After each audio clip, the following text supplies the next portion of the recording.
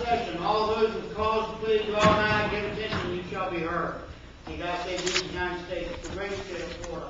And that's all my report. Thank you, Mr. Clerk. Be seated, please. Welcome to this afternoon's oral argument session at the First District Court of Appeal. Judge Clark has been notified that we have a group of students with us today with, is it Mr. Ignacio? Oh, hi. How are you, Elmer? I saw the, I should have known the name right away. So that means y'all are law students, I take it then. And I will tell you in advance, we have two very fine advocates here, professionally accomplished advocates. Now they're both from Miami, but once you get past that, they're pretty good lawyers, actually. And this is a workers' compensation matter. I don't know, do the students know anything about the issues that we have here today?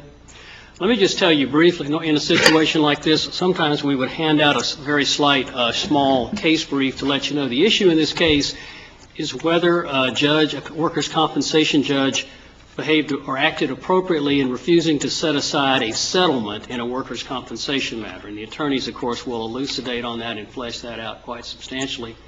But when this argument is done, if you'd like, we will allow you all to address questions about the procedure in general and what's going on here, not about the specifics of the case. So thank you. Mr. Lee. That's true.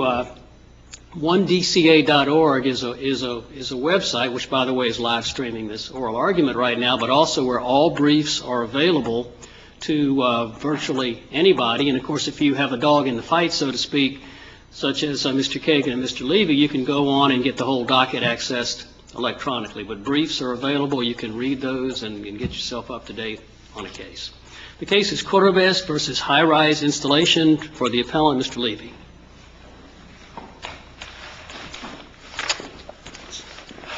Good afternoon. May it please the Court, Jay Levy and the law firm of Malka and Jacobs on behalf of the appellant. Respectfully, Your Honor, I would request 2 minutes for rebuttal, and I thank you, the Court, for their kind words this afternoon.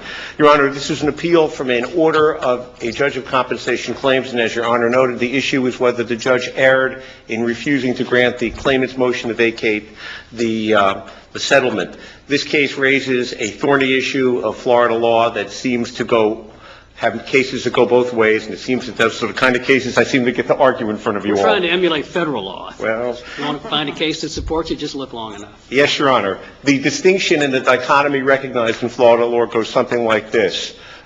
Unknown consequences of known injuries are covered by a release and a settlement and may not be vacated.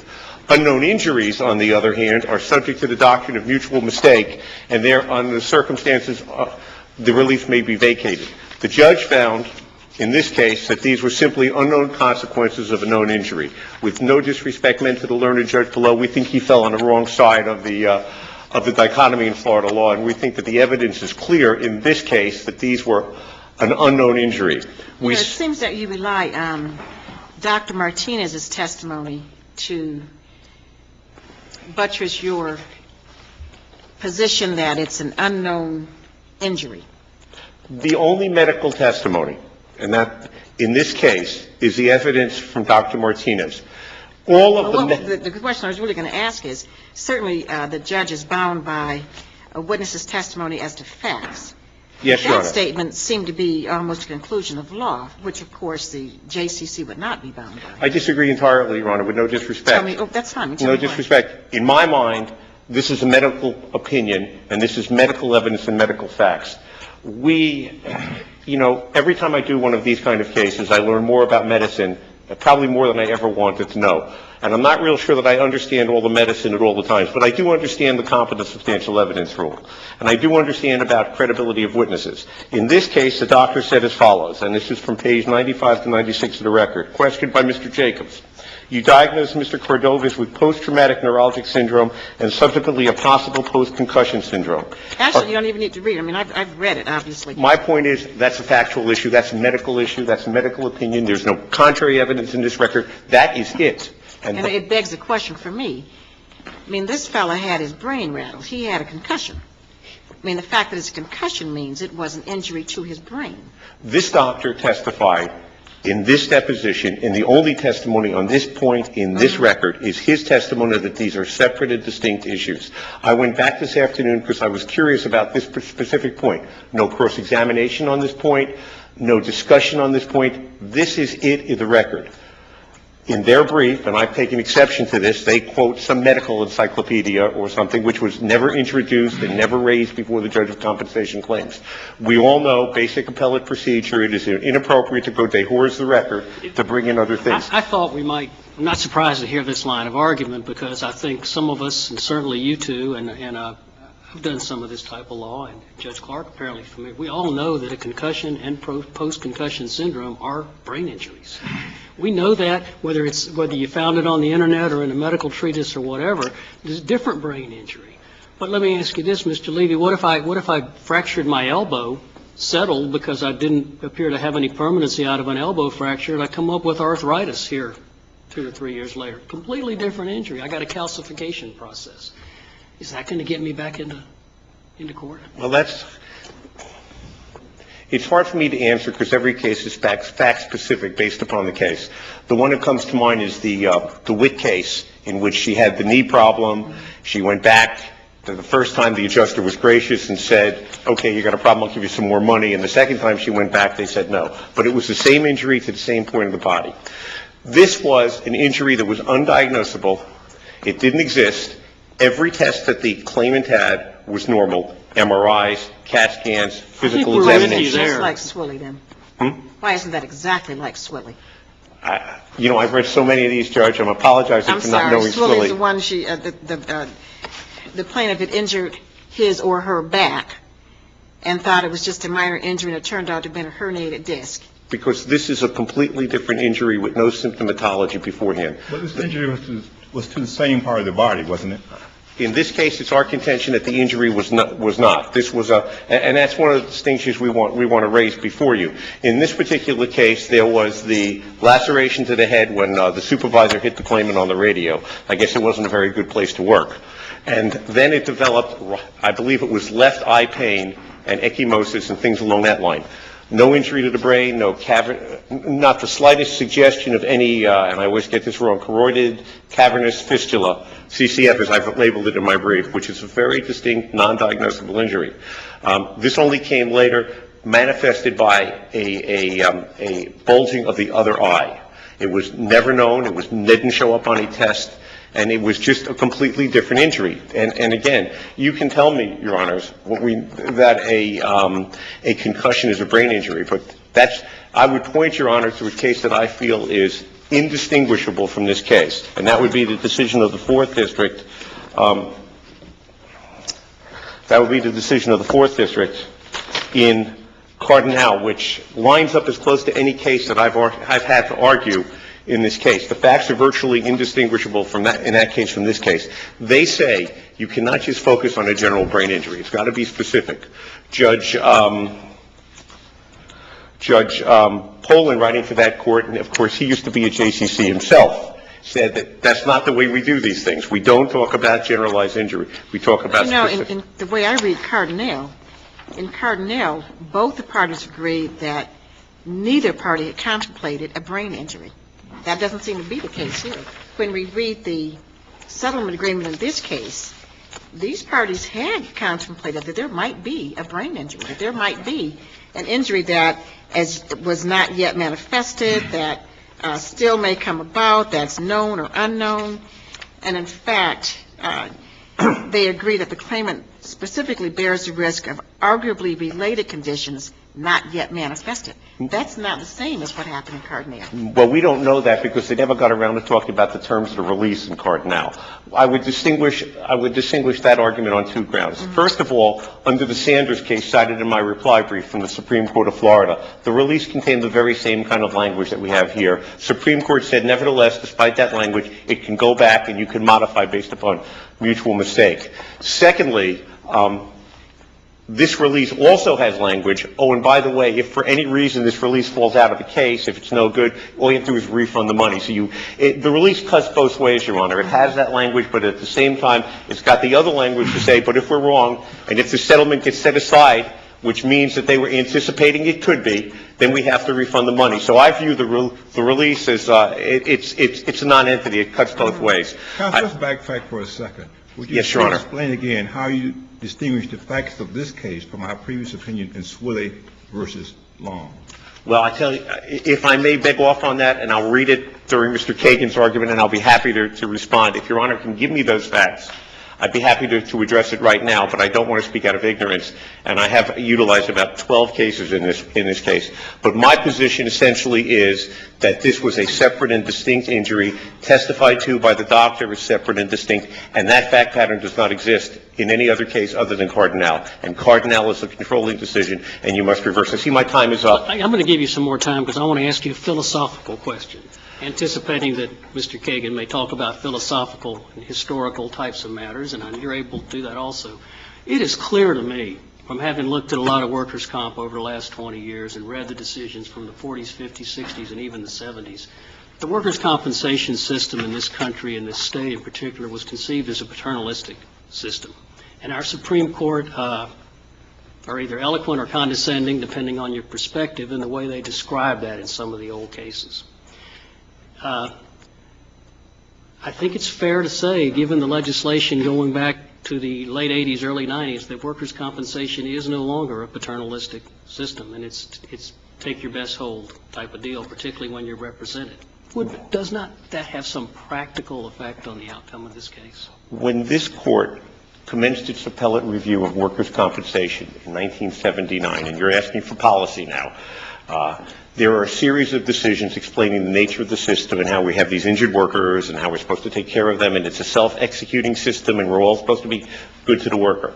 If that's the question Your Honor asked me, and I didn't go there in my argument, but this is typical of a system that has failed.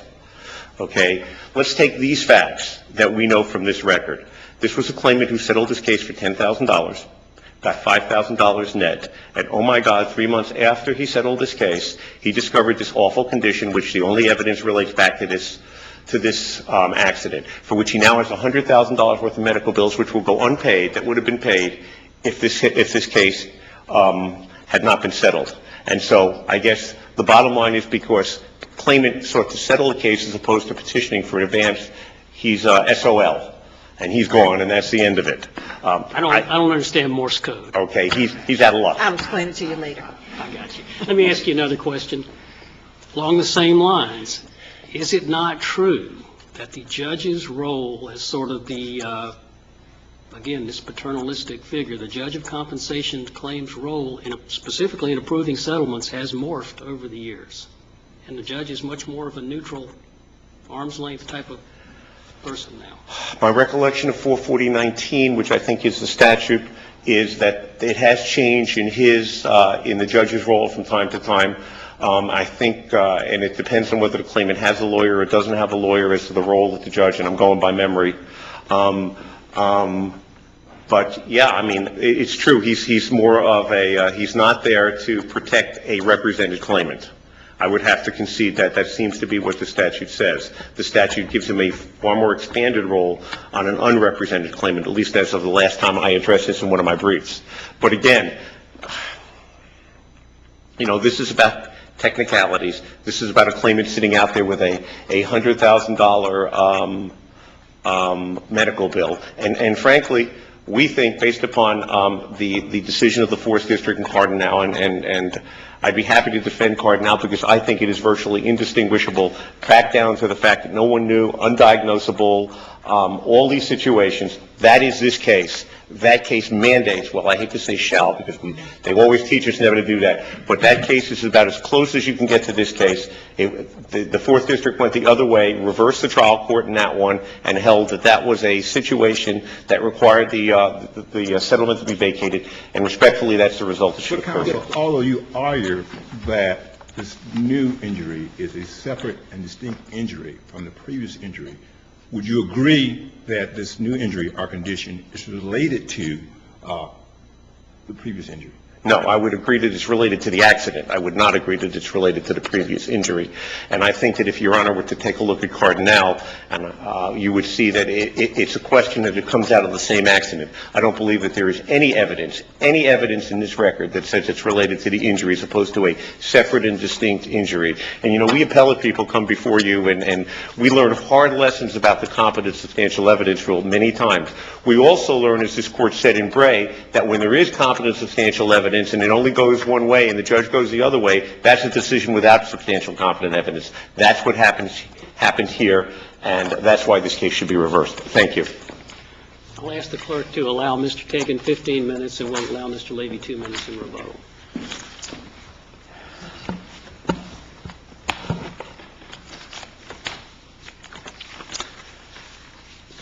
May it please the Court, I'm George Kagan here on behalf of High Rise Installation and Summit Holdings Claim Center. And in response to the spirited questioning that has gone before me, I have on the spot sort of reconfigured my argument, and I would like to start with something that picks up on what Judge Kahn said. And it might seem counterintuitive because it looks like I might be going against my interests, but I think it's a great segue. The paternalistic system and the judge's previous role in evaluating settlements has certainly changed, has certainly morphed. But I'd like to start with this thought. This judge, if we went back in time 20 years, could not have protected this claimant from this outcome. This is a little different. But the most important point to take away here is no claimant is ever compelled to settle his or her claim. And as a matter of fact, for a long time, no claimant could. And from 79 to 80, no claimant could settle medical.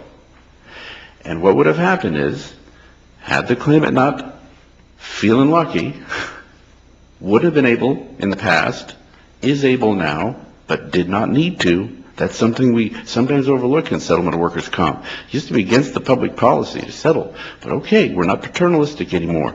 You want to settle? Go ahead and settle. But nobody's going to hold your hand anymore. And so we get back to the issue, is this a technicality? And now I'm going to start with my original proposition. Hardly. As part of the settlement, was the general release signed by the claimant? Yes, a formal document with what I have regarded in the brief as exquisitely prescient terms, which almost lack the mere CCF inserted as the thing that actually occurred. And a lot of the cases that have come out have had these boilerplate form pleadings, any and all, known or unknown. This is quite different. And as a matter of fact, one of my concluding lines, I'll jet ahead now, would be try to imagine the conversations that will go on behind closed doors in the claimant's conference with their attorney if this settlement is overturned, with this degree of the parties pouring the specificity into here on anticipating these exact circumstances. And the future conversation with counsel is going to be, don't worry about what that says on there. If something unusual happens, we'll just set it aside. We're going to make this a win-win, but for only one party. Okay? Lots of money has been paid out over the system for things that were never realized, never encouraged, never experienced, and that's the way settlement goes. So I'm going to start back with the comment, this is a technicality, hardly a technicality. There are two fundamental principles at work here.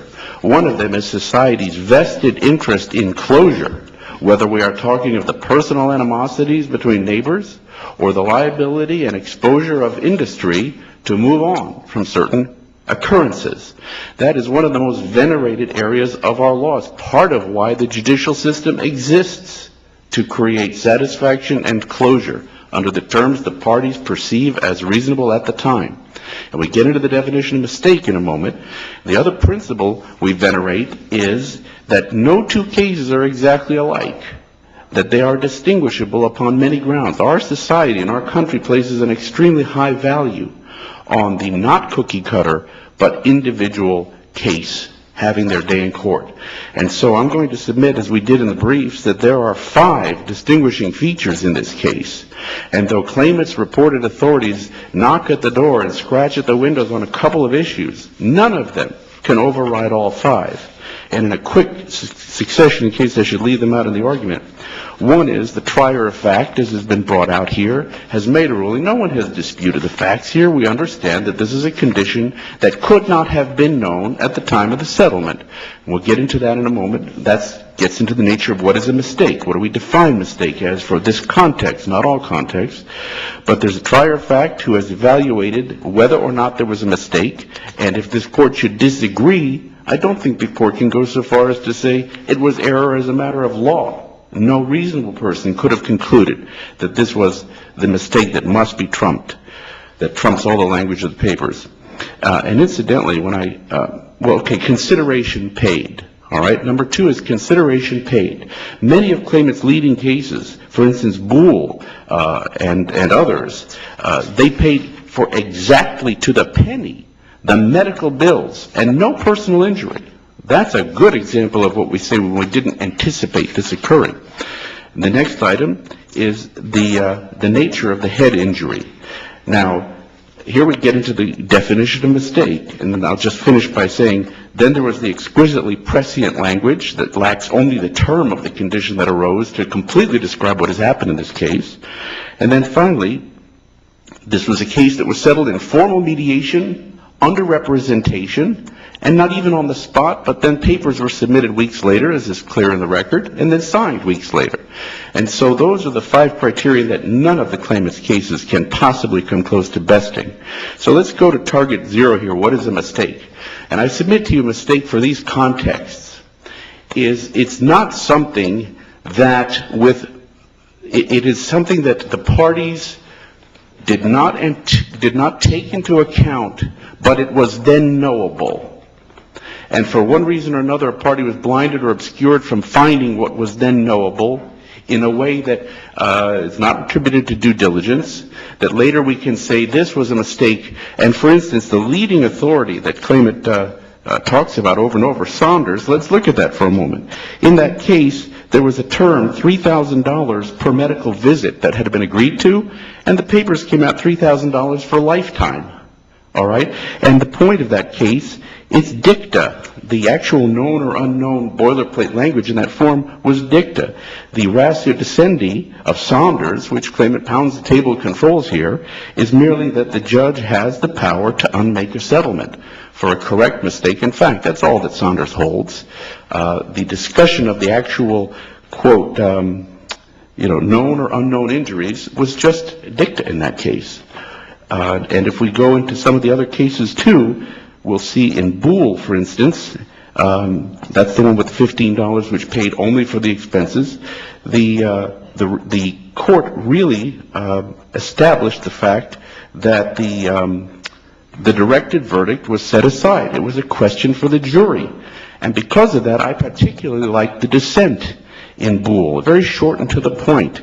Dissenting Justice Adams said, there's no mistake here. He felt there's no reason why this should go back. And he said there's no mistake. Unexpected consequences resulting from known facts are frequently the case, and a prime reason to actuate compromise.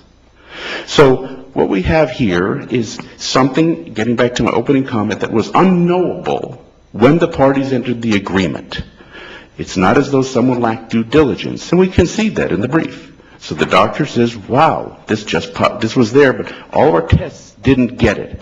So what were those tests to? This is not an ankle and a brain. This is, as Your Honor noted, a brain.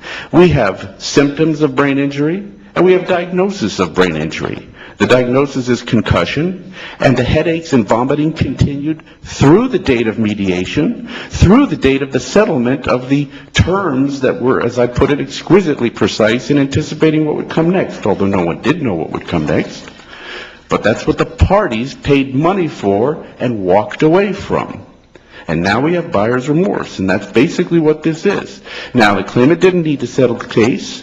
This case would be open, and he would not have seen a bill cross his mailbox. That's the workers' compensation system if you want to stay in it. And no one has asked you to leave it, except your own volition. In this case, not a call to an adjuster who says, hey, how would you like $100 today? But in front of a mediator, in mediation with an attorney. And then I'm going to go take you back to my first comment, and that is, try to imagine the conversations that will go on in the carrier's offices, if this is set aside, as they contemplate settlements in the future, and in the claimant's attorney's offices. This is a very unsettling case. If something with this degree of specificity carved out by the parties to anticipate, and I have portions of the settlement agreement in here. The language is remarkable, apt for figuring out for predicting what has come. It says, and it's not just known or unknown, it's not boilerplate. I want to linger on it a moment. So we get into a stipulation that says, any other known or unknown work-related injury that claimant may have sustained. And then it goes on to say, that's at 6. Technically, is this a global release? Oh, yes. Yes. All right. That's at 60-61 on the record. And then we go on. All conditions are disclosed by him, but, quote, in any event, the settlement agreement releases the employer, etc., and claimant bears the risk of arguably related conditions not yet manifested. Okay? But we still have more. It is the intention of the parties to resolve all claims, actual or potential, etc., in exchange for the monetary consideration outlined herein. So you really, you don't need to cling as tightly as even we're suggesting to the fact that the concussion was actually a brain injury. We could be here, for instance, this guy could have had, he got hit in the head, I believe. Yes. And he had a concussion. He might have come up 6 months later with a hearing loss and found out he had a ear canal damage. You'd be making the same argument. It's probable, but I would have to think for a moment before I wholesale sign on to that, because he loves Cardinal because Cardinal deals with lacerations, so he comes in today and says, all I got's lacerations, Your Honor. Well, he has lacerations with headaches and vomiting and a concussion. It's no wonder he wants to call it a cut today, but the fact of the matter is, at mediation, he had headaches that were not resolved. That's one of the reasons the carrier paid the money. Cardinal didn't have brain injuries, and both parties agreed that there were no brain injuries, but that there was just the laceration. That's correct. That's correct. Here we have a diagnosis and symptoms, and that didn't even abate for a time where you could say, well, he came into mediation, it was all over. No, he had them at mediation. What did we pay for? Nothing. We paid for something. Had there been nothing, we would not have paid. There was something. MRI after MRI doesn't quite get it, so we settled it. Had we not settled it, 6 months later, it would have been open, and we would have been paying, and this would have fallen into the hopper of the 85% or so cases that Your Honor will never see, that a JCC never sees. Because as though counsel indicts the system, the fact of the matter is that the system works pretty good outside the view of the law in the vast majority of cases, and it's these problematic cases that get here, and they do not. Bad cases make bad law, and I shudder to think, again, what would happen if this case becomes unsettled in an opinion that says the parties just don't even have any power whatsoever to close their liability. And that's basically what this case will hold. And I would just like to point out, claimant scolds me for arguing to hoard the record. He says that in his brief and in oral argument that I put in my brief that there's, here's the exact quote, problems with his right eye resulted from arguably injurious conditions to the brain. That's in my brief. And he says that's entirely to hoard the record. So I would start by pointing to page 93, claimant was hit on the head. 94, and I quote, because of the charge, I'm going to quote verbatim, found to have a low flow fistula, which is a connection into the arterial system and the venous system, in increasing the pressure inside the brain and then transmitting it to the eye. Question, where was the fistula located? Answer, the fistula is all of the right brain and the dura tissue that sort of surrounds the brain. And that's at page 94, line 19, exactly what I cited in my brief. So besides the dictionary definitions, which I plead guilty to, I don't see how I've offended the court by argument to hoard the record with that reference to brain injury. Well, there's actually more terms in the paper. For any reason whatsoever, if he deteriorates for any reason whatsoever, claimant also accepts responsibility for care, quote, regardless. So as I said, this is, there's even one more. Conditions that arose out of or may be alleged to have arisen out of, and disputes or alleged changes in condition related, etc. So what we have is we have a man who had a injury to the brain. We didn't know the precise nature of it. That was not knowable at the time of the settlement. On page 27 of the brief, I give you examples of circumstances that could support it. Suppose we had a fistula finding in a report that was tucked within a doctor's chart, and no one found it. No one saw it until he discovers it after the settlement. That's the kind of mistake we're talking about. I could speculate about others, but your failure to perceive a risk that could not have been known at the time is not a mistake. That's just a failure to accurately predict future consequences of known conditions. So we have a head blow, we have diagnosis of head condition, brain condition in the form of the concussion. We have cerebral symptoms, and this was unforeseen. And if unforeseen means you didn't see that coming, then we're really going to disturb a lot of settled law. And in closing, I just want to say, as I said in the brief, the claimant is aggrieved because the calculated risks that everybody makes, but are in fact rarely encountered, these sorts of outcomes, has actually come to pass in his case. And he wants a chance to reset the clock so that he can read those words again, quote, not yet manifested, end of quote, before signing. Well, the point is the risk, calculated or not, has already been taken, consideration recited and acknowledged. The judge found the die is cast. The order should be affirmed. Thank you, Your Honor.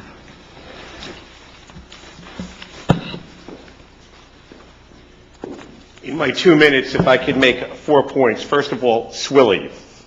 Swilley involved the case where they missed, the first doctor missed a herniated disc, notwithstanding x-rays. The second doctor found the herniated disc, but that was after the settlement. The distinction is the disc was there the first time. The doctor just missed it. It was a known consequence of an unknown risk. It was the unknown consequence of a known risk. I disagree entirely with Mr. Kagan, and I want to make the battle lines very clear for this court. His hypothetical that if it was set aside in the doctor's medical record, that's the kind of mistake, absolutely incorrect. That is not the kind of mistake that we are talking about, and that is not a mistake. That's Swilley. This is about unknown consequences. The testimony at page 97 from Dr. Martinez says this is a type of fistula that takes many months and many years to develop. There were no evidence, no nothing to show that this fistula was around there. So under your scenario, this case could never have been settled. Is that right? Even if it was for $1 million or $10 million, it never could have been settled. No, I disagree with that, and I want to draw the other situation here. As I understand the carrier's argument, woe is us because we'll never settle the case, as Your Honor is suggesting. We never can do this, and we are making hay with the insurance industry. We are sending everybody out to lunch. We will never have any certainty. Not so. The cases in this state, going back to 95 Southern Second and before, have always recognized the distinction between unknown consequences of known injuries and unknown injuries. And it has always been the law, heaven forbid for these carriers, that you can set aside these things if it's unknown consequence, if it's an unknown injury. And that's always been the law, and they have always known that. So it's a little disingenuous to stand here and say, oh my God, the consequences are going to be severe. They have always known this distinction has always been recognized. And lastly, notwithstanding this wonderful release that they have, it's garden variety. It's not unusual. The language in there is not out of the ordinary. And if Your Honors look at some of the cases I've cited and the cases that talk about the language in there, taken as a whole, the language is no different. We stand on what we say. We think that that Cardinal is controlling. We think this is indistinguishable, and this court should reverse and require that this bill be paid and the settlement be set aside. Thank you. Thank you. Thank you both for your advocacy.